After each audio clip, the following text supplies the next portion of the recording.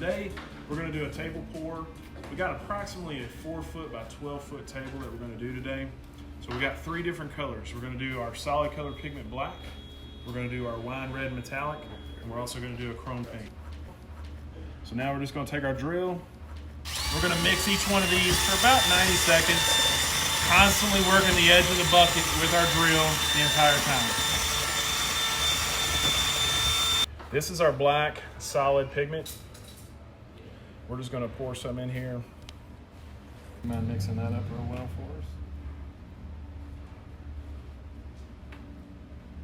So we're going to, basically we're going to be finger painting this entire project.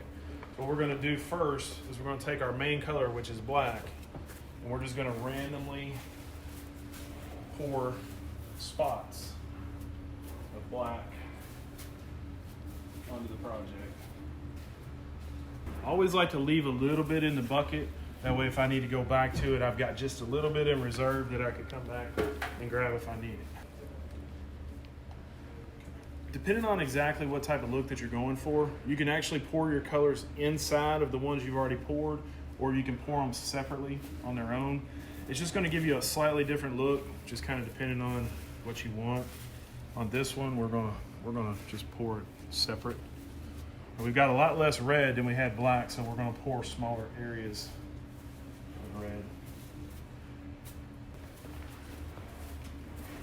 You can always come back and add more. Just make sure you get some of every color over the entire piece.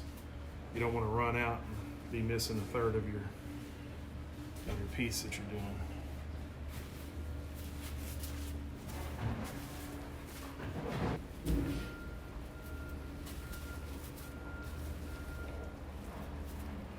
You'll notice most of my pours here are kind of going at like a 45-degree angle. With most techniques, you're going to want to have a flow to your epoxy. It might not be at a 45, it might be straight, or it might be going this way. But as a general rule, you don't really want perpendicular lines. You kind of want everything to have a flow, and it doesn't necessarily mean it has to go perfectly straight.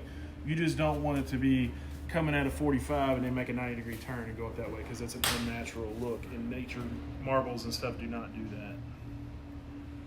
So, and we're literally just going to start shoving this epoxy around with our fingers.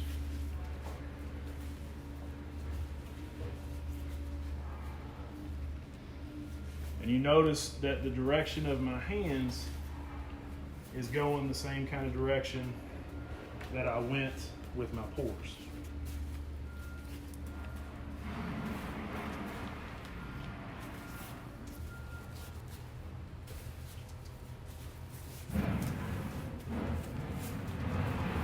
You can also use squeegees and Bondo blades and stuff, but I find that by using my hands, I can feel the epoxy better, so I can feel the thickness. And so if I got a heavy spot, like right here is a little bit heavy, I can push down and kind of shove it over.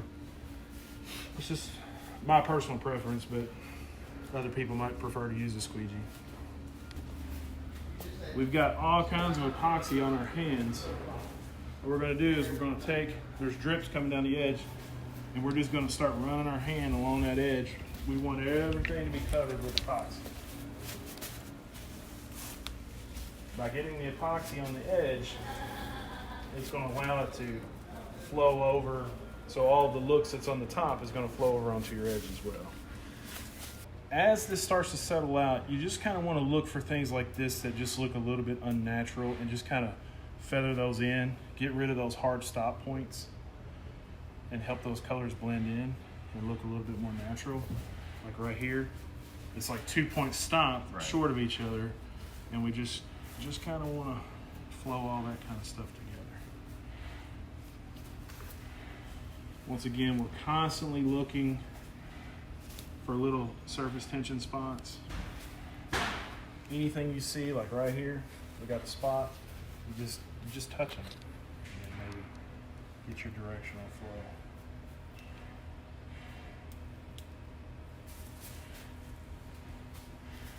But the black does dominate for sure whenever you're doing this technique.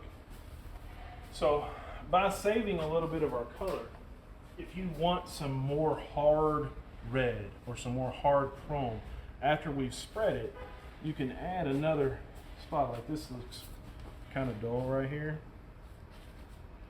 Just put you a little bit of red in there and then work it in, and it's a much more vibrant area. So you can create big spots, you can create little spots. I do recommend if you're going to do this, you do more than one spot. Just kind of make it look a little more like it belonged there versus it was some kind of mistake that was made.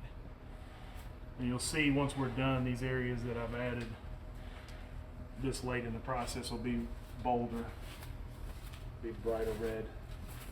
This looks pretty good. Hard spot of chrome. Since we started doing this technique, we just want to do it in enough areas on the piece where it looks like it belongs there. Once you've gotten the epoxy on your edges, all these lines will flow over. So this, for lack of a better term, this vein that's in this top will continue over the edge, so it looks like it goes all the way through the piece as they drip down. So once you start this process of adding paint, sometimes it takes a minute because you have to look at it, and if it looks out of balance or it doesn't look right, you just kind of need to add some more.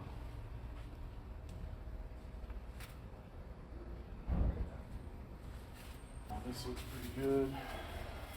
Okay, for instance, right here, the whole flow of the piece is all going like this, and then we've got this one little stretch that's going like a completely opposite direction. So I'm just going to kind of work that back in the direction that I want it to go. Here, this all looks good. This all looks good.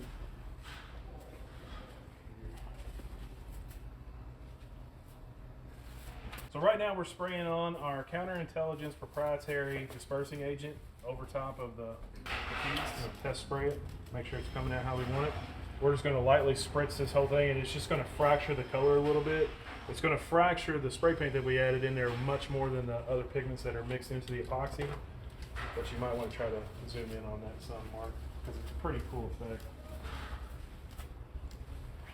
It just breaks the color. See how it just fractures and separates that color? What this is going to do, you're going to lose most of those circles as this evaporates and dissipates. You're going to lose a lot of those circles, but it breaks the lines and keeps it from looking like straight lines to the top. It kind of fractures them and zigzags them, makes it look more natural like stone. You'd like to do some, if you barely hit the trigger, you get some bigger drops. If you do a fine mist, it works too, but if you do the bigger drops, you get some really big, some small, so it just creates more variance in the piece, so it looks more natural.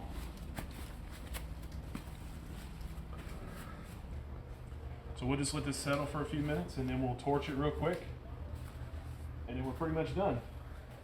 As we finish, here's a spot right here.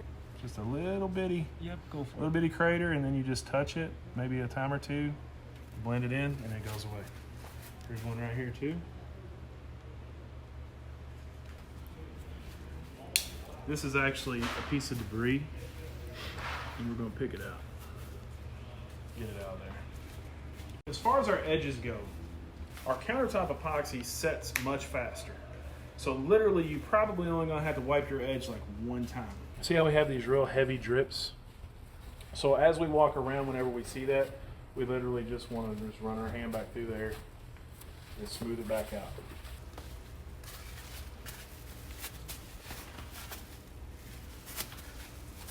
This side looks pretty good. You can see the colors coming down those sides. Colors are real rolling good. down really nicely.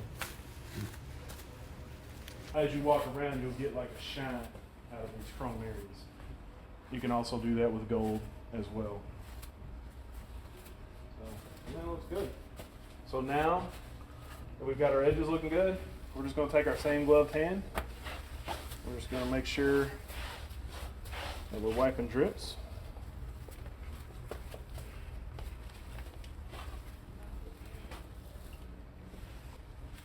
So now that our dispersing agent has mostly dissipated and we're not worried about catching it on fire, we're just going to real quickly torch the surface. This is just going to help release any trapped bubbles, air bubbles.